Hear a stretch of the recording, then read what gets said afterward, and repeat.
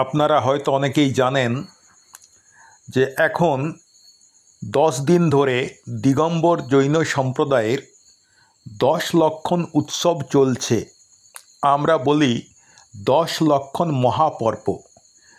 তো এই 10 দিন 10 লক্ষণ 10 দিন ধরে হয় এবং 10 দিন আমাদের আত্মার 10টি পৃথক পৃথক গুণের অনুশীলন করা হয়, অভ্যাস করা হয়, চিন্তন করা হয় এবং মনন করা হয়।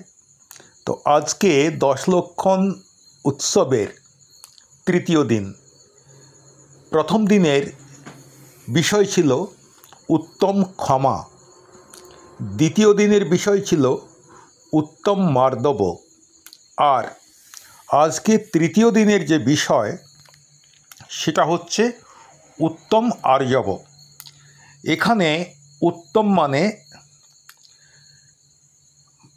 চরম বা পরম, মানে এর থেকে আর বেশি হয় না।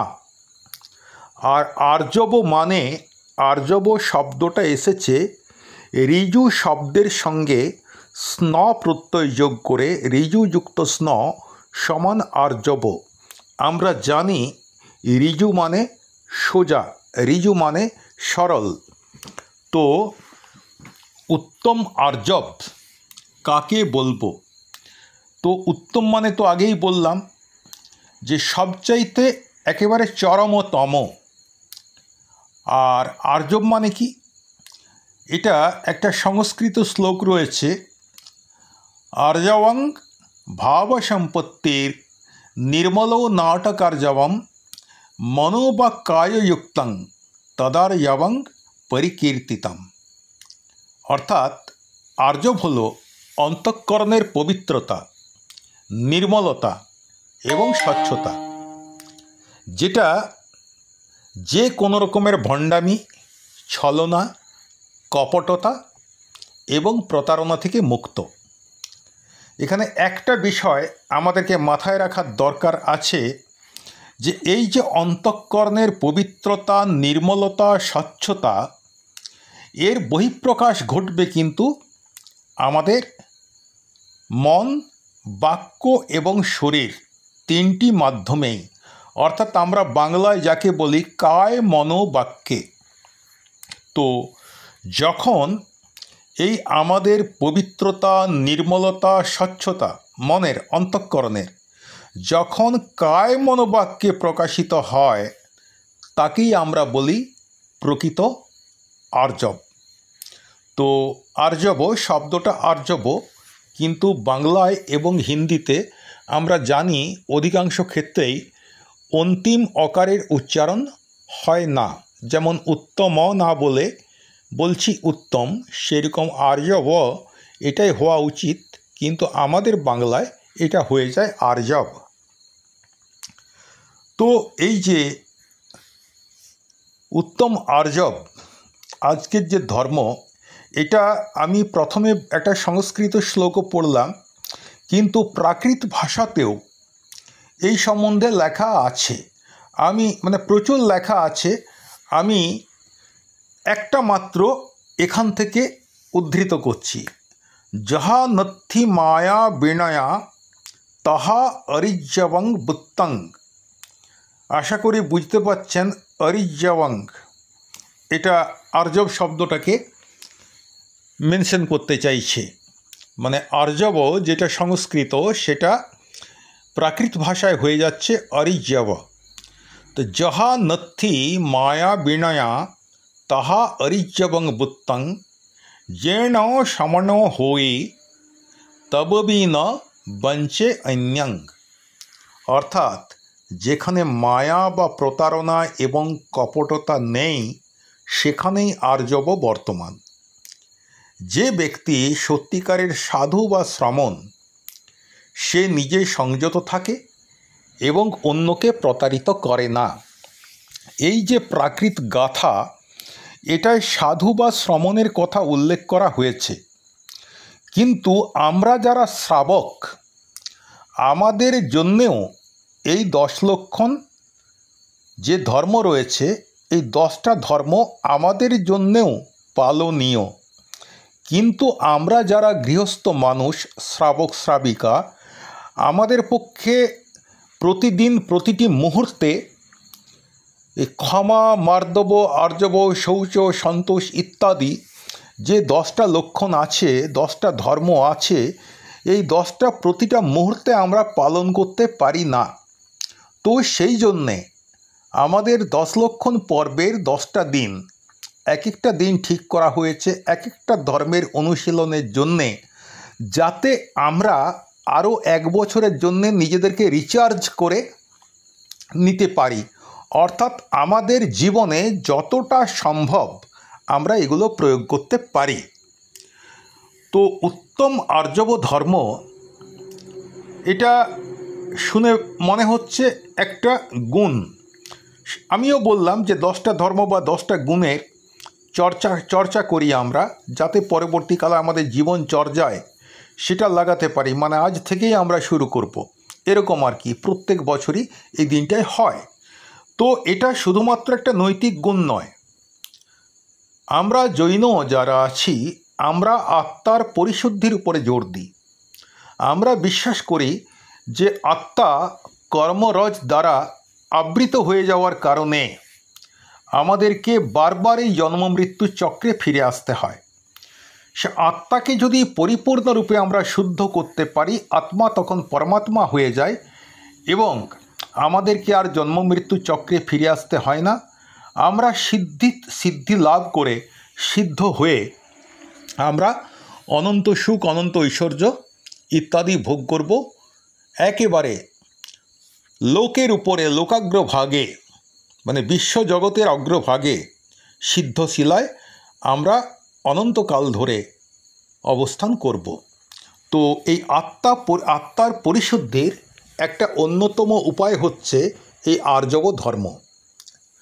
আমাদের জীবনে অধিকাংশ অশান্তি, দুঃখ এবং বন্ধনের মূল কারণ হল মিথ্যাচার, ছলনা, দ্বিচারিতা এবং মন, কর্ম, বাক্যে অসঙ্গতিপূর্ণ আচরণ।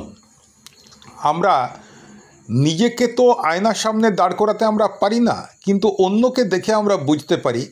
এরকম বহু মানুষ আছে যারা বিষকুম্ভ পয়োমুখম, তারা মুখে আমার সঙ্গে মধুর ব্যবহার করছে কিন্তু অন্তরে আমার অনিষ্ট চিন্তা করছে।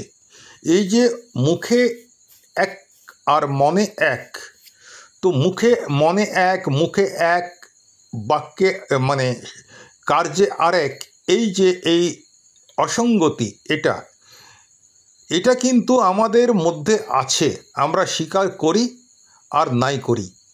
তো এইটা থাকার কারণে আমাদের জীবনে অধিকাংশ অশান্তি, দুঃখ এবং বন্ধন। অশান্তি এবং দুঃখ এ তো সহজ জিনিস, বুঝতে পাচ্ছেন, অশান্তি এবং দুঃখের কারণ। আর 3 নম্বর যেটা বন্ধ, এটা হচ্ছে কর্মবন্ধ।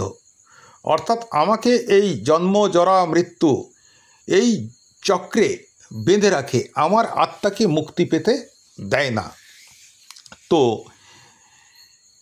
এই ধর্মে বিশ্বাস করা হয় যে এই যে ছলনা বা কপটতা, দ্বিচারিতা, এগুলো আত্মাকে কলুষিত করে এবং আমাদেরকে আবার পুনর্জন্মের বন্ধনে আবদ্ধ রাখে।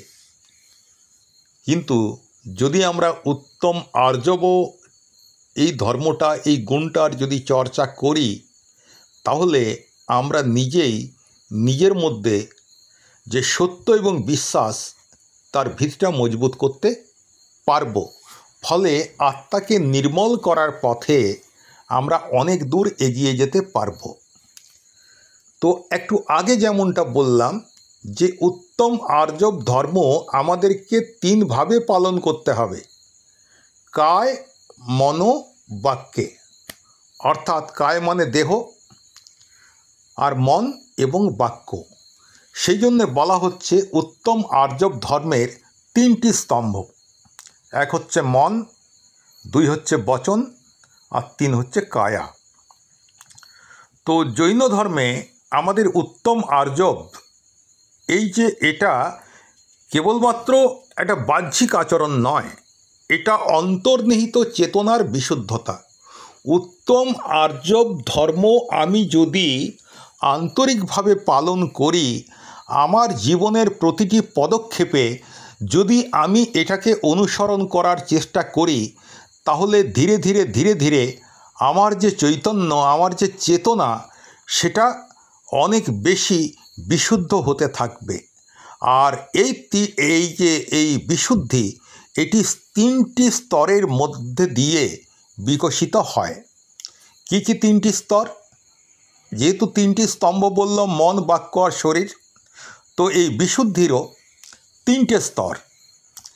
একটা হচ্ছে মনোজ আর্জব, মানে মানসিক সরলতা, মানে নিজের মনের চিন্তার মধ্যে কোনো কপটতা না রাখা। উদাহরণ দিতে পারি যে ভিতরে ভিতরে আমার প্রতি আপনি ঘৃণা পোষণ করছেন আর বাইরে ভালোবাসা দেখাচ্ছেন, এইটা হচ্ছে মনোজ কপটতা।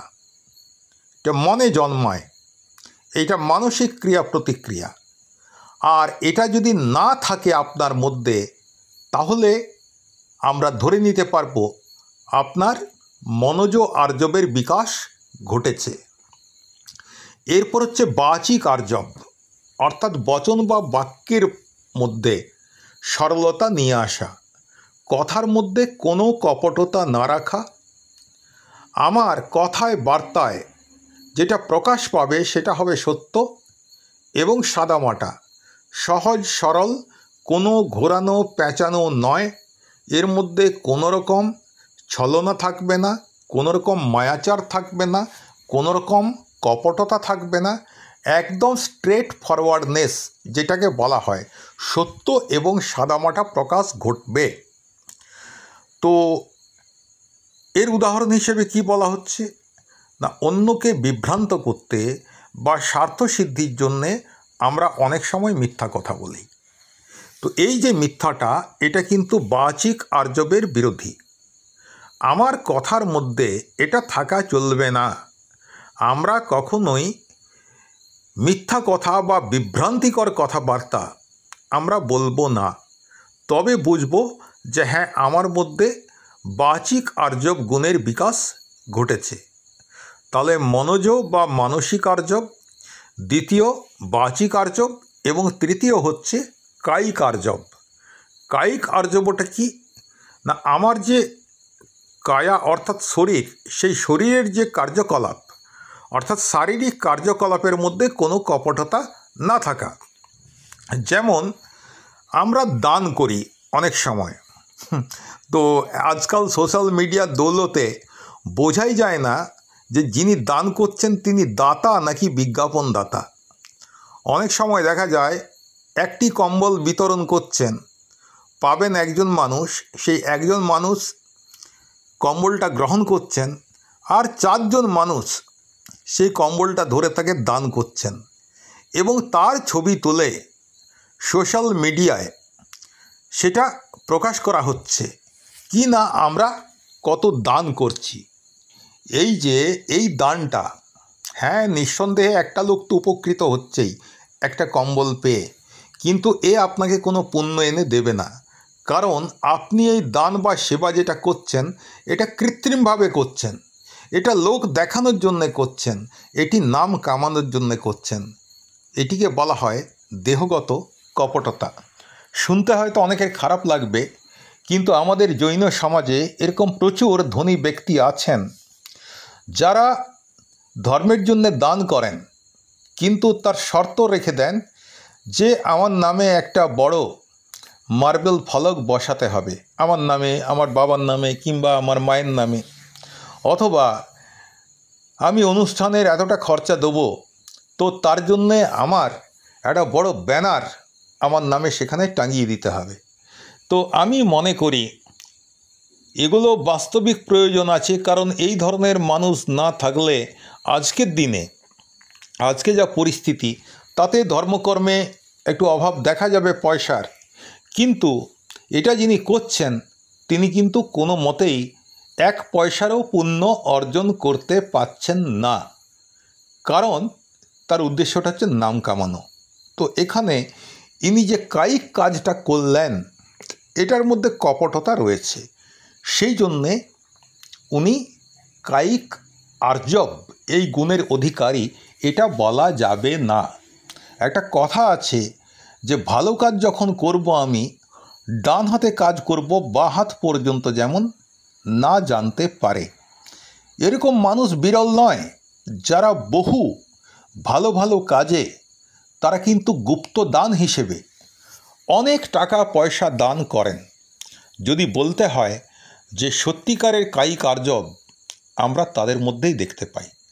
আর কায়িক আর্জবও তখনই সম্ভব যখন আপনার মধ্যে মানসিক আর্জব আসবে, যখন আপনার মধ্যে বাচিক আর্জব থাকবে, তখনই আপনি কায়িক আর্জব গুণের অধিকারী হতে পারবেন।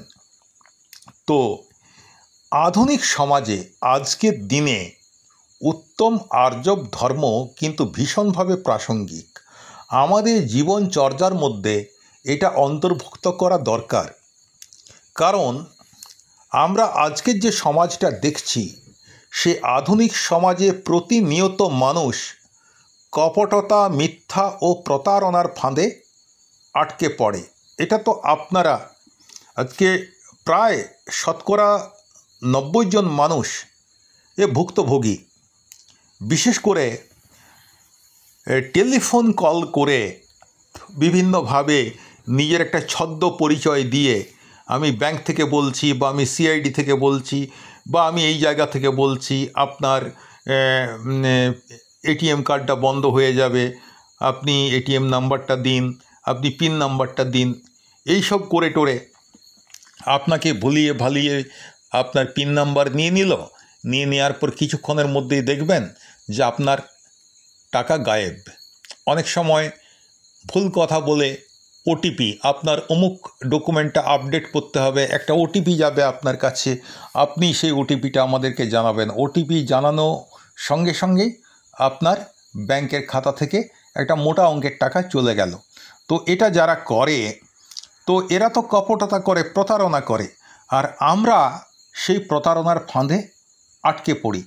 এখনও আমি বলছি, আপনাদেরকে যদি বলা হয় যে অমুক লিঙ্কে ক্লিক করুন, অমুক লিঙ্কে ক্লিক করলে একটা লটারি করে 100 জনকে একটা করে স্যামসুংয়ের ফোন দেয়া হবে। আমি জানি অন্ততপক্ষে 10% মানুষও এই ফাঁদে পা দেবেন। তো ভারতবর্ষে 140 কোটি মানুষ, আর এর যদি 10%, অর্থাৎ 14 কোটি মানুষ যদি এই প্রতারকদের ফাঁদে পা দেয়, তাহলে একসাথে কতটা টাকা তারা রোজগার করে নিতে পারবে, এটা নিঃসন্দেহে আপনারা অনুমান করতে পারছেন। অর্থাৎ আজকের সমাজটা অত্যন্ত জটিল হয়ে গেছে। আজকের সমাজে প্রতিনিয়ত মানুষ কপটতা, মিথ্যা ও প্রতারণার ফাঁদে আটকে পড়ে। বিজ্ঞাপন, রাজনীতি, ব্যবসা এবং এমনকি ব্যক্তিগত সম্পর্কের মধ্যেও সত্যকে আড়াল করে রাখার প্রবণতা ক্রমশ বেড়েই চলেছে। সামাজিক অবক্ষয় যত বাড়ছে, আর এই সব জিনিস ততই বেড়ে চলেছে। এই পরিস্থিতিতে উত্তম আর্জব ধর্ম আমাদেরকে শেখায় কিভাবে সত্যিকারের আন্তরিকতা, স্বচ্ছতা এবং আত্মিক সুস্থতা বজায় রাখা যায়। একটি উদাহরণ দেয়া যেতে পারে। কোনো ব্যক্তি যদি ব্যবসায় শুধু লাভের জন্য মিথ্যা প্রতিশ্রুতি দিয়ে থাকে, মিথ্যা প্রতিশ্রুতি আমি দিলাম, ঠিক আছে আপনার এই কাজটা করে দেবো, এবং তার বিনিময়ে আমি পয়সা নিয়ে নিলাম তার কাছ থেকে, অনেক টাকাই নিলাম, একটা বড় কাজ করে দেবো, তারপরে আমি কাজটা করলাম না, তো বাহ্যিক দিক থেকে দেখলে আমি কিন্তু সফল। কারণ কি, আমি প্রচুর টাকা তার কাছ থেকে রোজগার করে নিলাম, আমার প্রভাব আছে, সেটা রাজনৈতিক প্রভাব হতে পারে, প্রশাসনিক প্রভাব হতে পারে, বা অন্য কোনো রকম প্রভাব হতে পারে। তো তার জন্যে যার কাছ থেকে ঠকিয়ে এটা নিলাম, সে কিন্তু আমার কিছু করতে পারলো না, তো আমি অনেকটা টাকা লাভ করলাম। তো এরকম তো আজকাল তো আমরা দেখতেই পাই, চাকরি দেওয়ার নাম করে টাকা নেয়া, বা কোনো কন্ট্রাক্ট পাইয়ে দেওয়ার নাম করে টাকা নেয়া, তো ইত্যাদি ইত্যাদি। আজকের দিনে তো ব্যাপক আকারে আমি আমার চারপাশে আমার মনে হয় যে একটু তাকালেই দেখতে পাবো।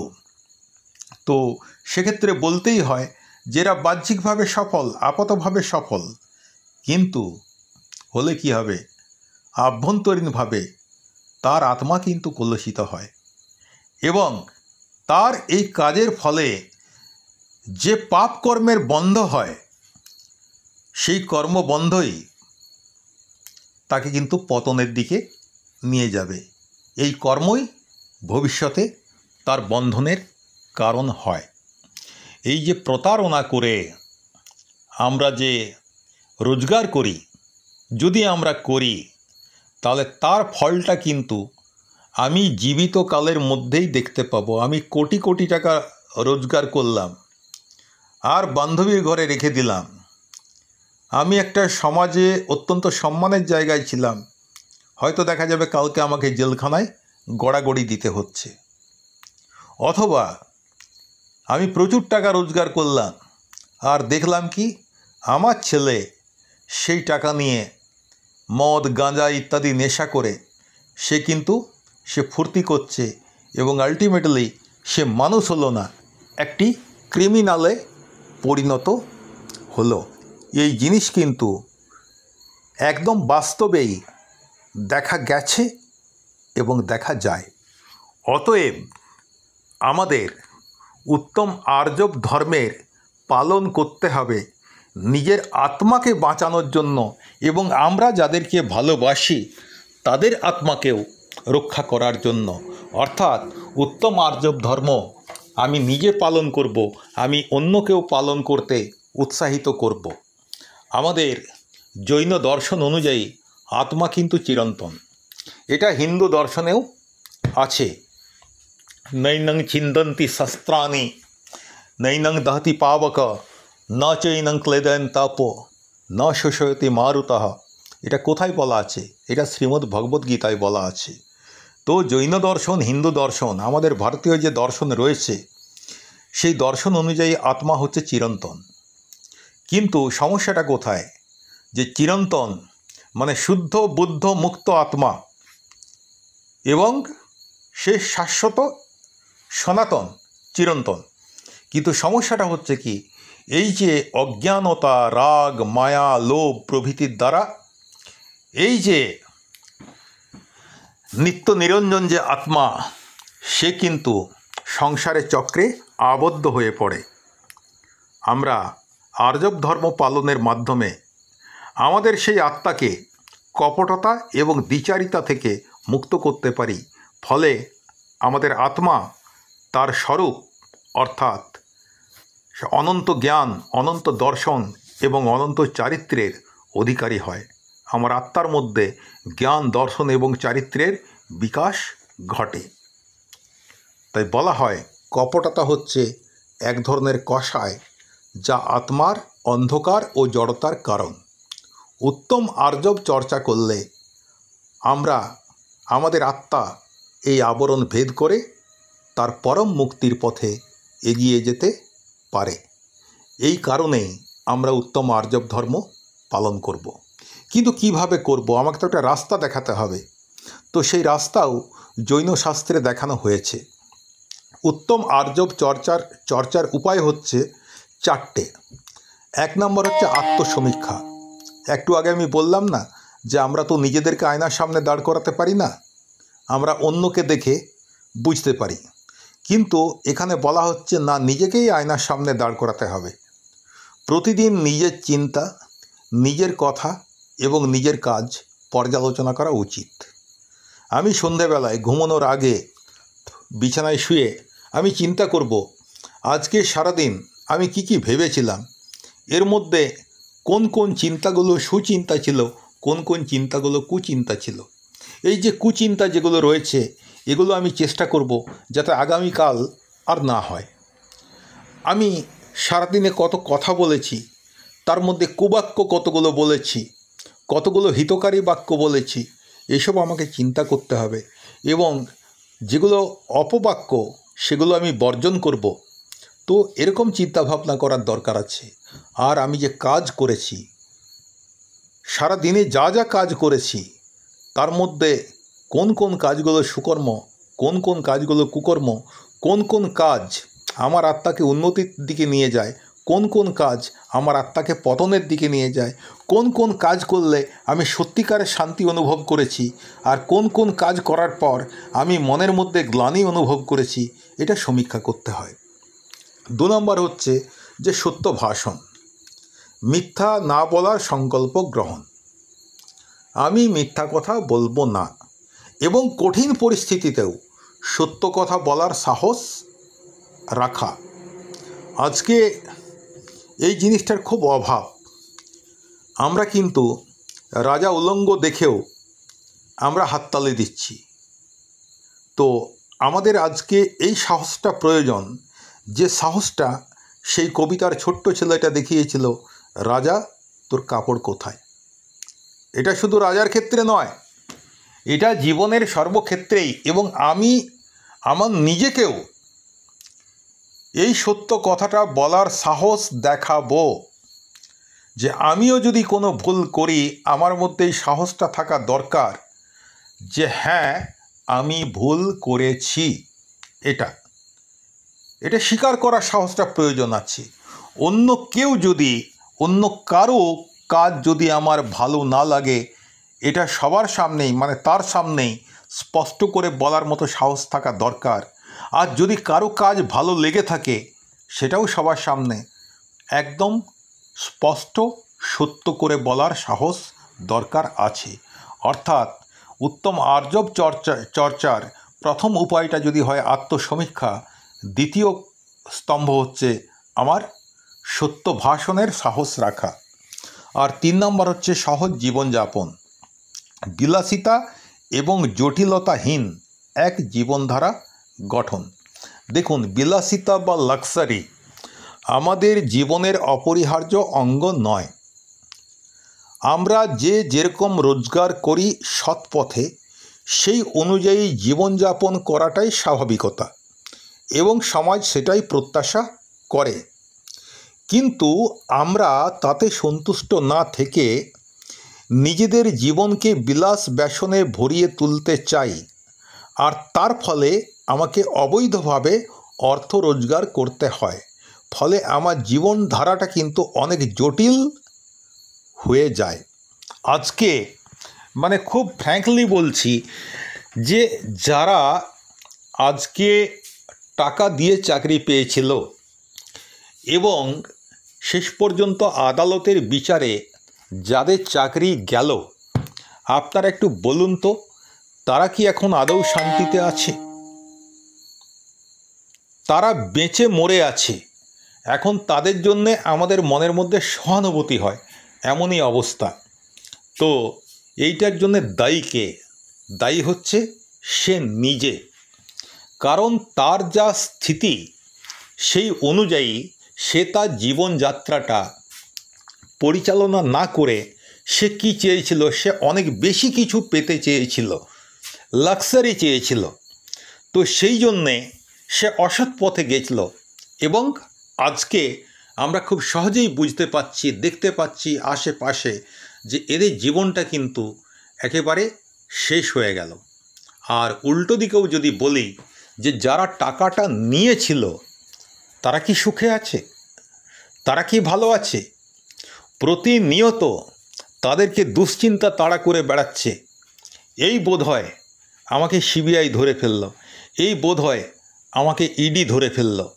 যদি আমাকে সিবিআই ধরে ফেলে আর যদি আমার জেল হয়, তাহলে আমার কি হবে? আমার সংসারের কি হবে? আমার এত এত টাকা করলাম কি হবে? তো এই জিনিস তাদের মনের মধ্যে হচ্ছে, আমরা অনুমান করতে পারি। তো সেই কারণে আমাদের জীবনযাত্রাটা সহজ হওয়ার দরকার আছে। আর 4 নাম্বার যেটা বলা হয় last but not the least, অর্থাৎ 4 নম্বরে থাকলেও এটা কম গুরুত্বপূর্ণ নয়, সেটা হচ্ছে আত্মিক সাধনা বা আত্মিক সাধনা। প্রতিদিন আমরা ধ্যান, প্রার্থনা এবং জপের মাধ্যমে মনকে সুস্থ রাখতে পারি। তাহলে এই 4টে যে পদক্ষেপ, এই 4টে পদক্ষেপ ধীরে ধীরে যদি আমরা আমাদের জীবনের অঙ্গীভূত করি, তাহলে কিন্তু উত্তম আর্যব ধর্ম আমাদের চরিত্রে প্রতিফলিত হবে। তো আমাদের যে সবচাইতে গুরুত্বপূর্ণ ধর্মীয় পর্ব পর্যুষণ বা 10 লক্ষণ মহাপর্ব, তো এই 10 লক্ষণ মহাপর্বের তৃতীয় দিনে এই উত্তম আর্যব ধর্ম আমরা পালন করি। এই দিন আত্মশুদ্ধির জন্যে প্রতিজ্ঞা অর্থাৎ নিয়ম গ্রহণ করা, প্রার্থনা, উপবাস এবং শুদ্ধ আচরণের মধ্যে এই গুণকে আমাদের জীবনে বাস্তবায়নের চেষ্টা আমরা করি। এই উত্তম আর্যব ধর্ম কেবলমাত্র একটি নৈতিক উপদেশ নয়, বরং এটি এক মহান আত্মিক সাধনা, যা মন, বাক্য ও দেহের সংহতিতে সত্যের বিকাশ ঘটায়। এটি আত্মার মুক্তির পথে এক অপরিহার্য ধাপ। যখন মানুষ আন্তরিক হয়, তখনই সে প্রকৃত শান্তি ও মুক্তির অভিজ্ঞতা লাভ করতে পারে। উত্তম আর্যব ধর্ম আমাদের মনে করিয়ে দেয় যে জীবনের সবচাইতে বড় শক্তি হচ্ছে সত্য, সরলতা এবং আন্তরিকতা। আজকের এই জটিল যান্ত্রিক এবং কৃত্রিম মানসিকতার ক্রমবর্ধমান আধিক্যের পরিপ্রেক্ষিতে এই ধর্মগুণটি চর্চা আমাদের ব্যক্তি ও সমাজ জীবনে সত্যিকারের আলো আনতে পারে।